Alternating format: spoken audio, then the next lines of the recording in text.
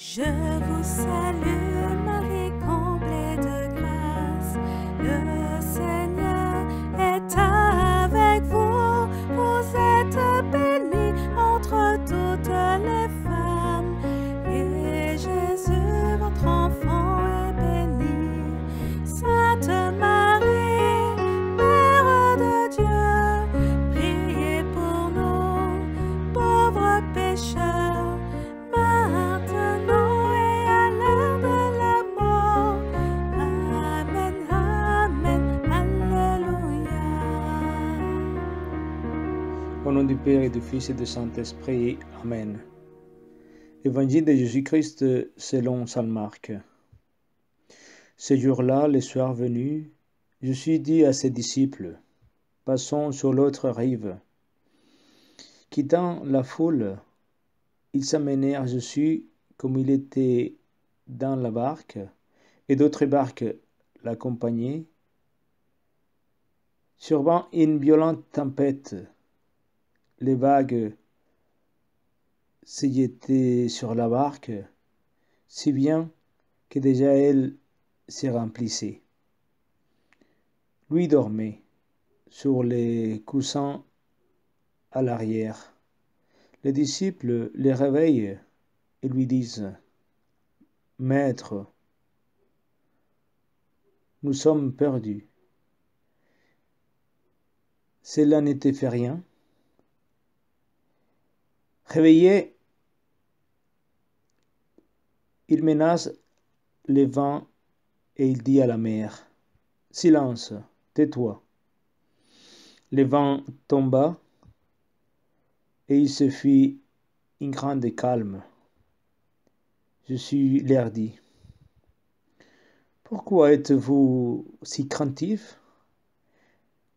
N'avez-vous pas encore la foi? » Ceux-ci d'une grande crainte, ils se disaient entre eux, « Qui est-il donc celui-ci, pour que même le vent et la mer lui obéissent? » Acclamons la parole de Dieu.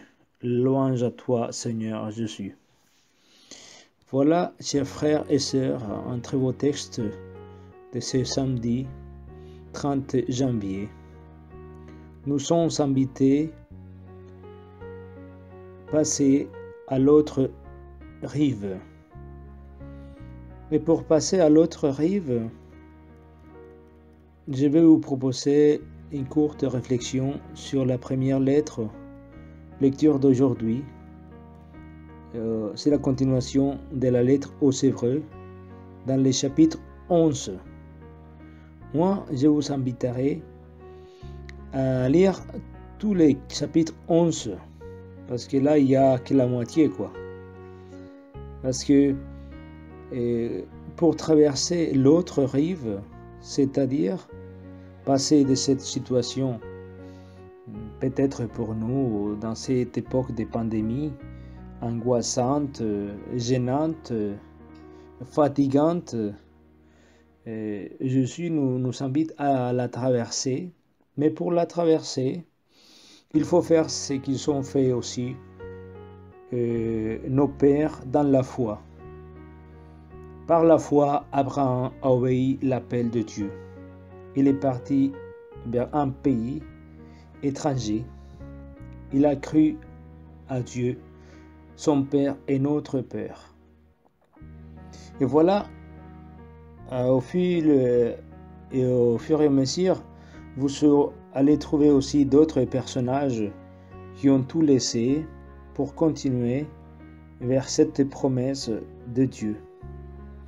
Et alors, cette réflexion de la foi, elle est magnifique et très profonde aussi.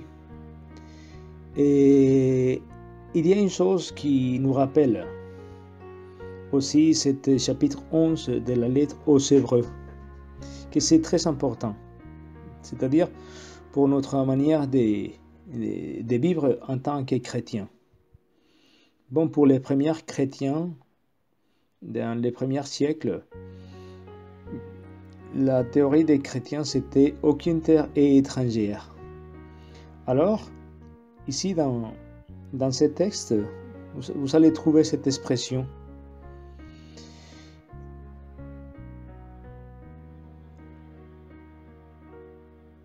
Affirmait que sur la terre, il était des étrangers et des voyageurs. Voilà, ça nous rappelle que nous sommes toujours des gens de passage et que notre espoir est plus loin encore. Il faut lever notre regard vers le ciel. Voilà notre patrie définitive. Alors, pourquoi nous attacher aux choses de ce monde? On peut habiter une grande maison, une très belle chambre, même avoir un très beau palais. Mais on va occuper ces palais, la chambre d'où nous vivons, nous habitons, pour quelques années. Après, on va partir. Ça va rester. Et alors, ça nous rappelle aussi notre liberté. Alors, il n'y a pas de plus grande que vivre dans cette liberté des enfants de Dieu. On ne vit pas attaché aux choses de ce monde, non. On est des gens de passage, des étrangers. Alors, demandons au Seigneur cette grâce de nous libérer de beaucoup de choses. Et peut-être même cette pandémie nous rappelle que nous devons avoir la foi pour la traverser, croire en Dieu, être fidèle et fidèle jusqu'au bout, comme son Fils nous a montré les chemins. N'oublions pas que c'est lui les chemins, la vie et la vérité. Et qu'aujourd'hui, dans l'Évangile, il rappelle aux disciples, pourquoi vous avez peur? Est-ce que vous n'avez pas la foi? Ça, c'est une question aussi pour nous aujourd'hui. Est-ce que nous avons la foi? Est-ce que nous osons aussi montrer cette foi que nous avons à ceux qui n'y croient pas? Devenons des témoins de l'Évangile, mais surtout pas en donnant simplement des sermons. Non. Devenons des chrétiens par l'exemple, notre attitude, notre manière de vivre, notre joie dans des petites choses.